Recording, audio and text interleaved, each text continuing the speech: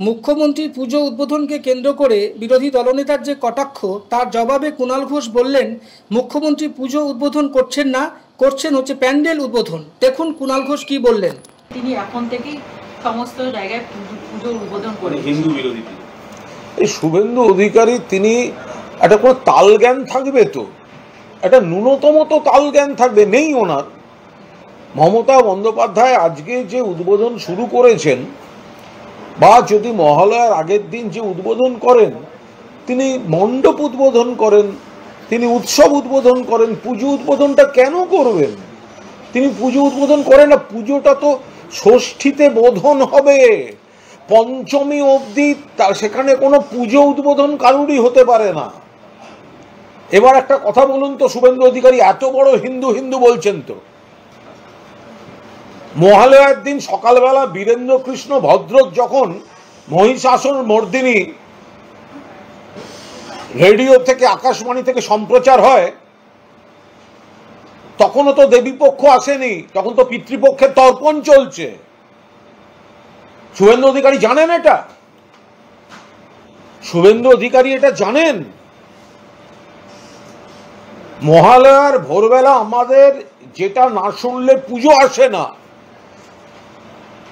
বীরেন্দ্র কৃষ্ণ ভদ্রর ঐতিহ্যশালী ঐতিহাসিক মহিষাসুর মর্দিনী, সেটা যখন ভোরবেলা সম্প্রচারিত হয়, তখনও পিতৃপক্ষ, তখনও মাতৃপক্ষ পড়েনি, পিতৃপক্ষের তর্পণ হয় তখন গঙ্গায়।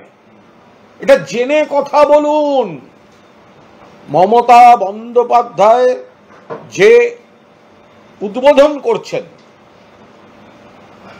মণ্ডপ উদ্বোধন করছেন, উৎসব উদ্বোধন করছেন, পুজো উদ্বোধন করছেন না।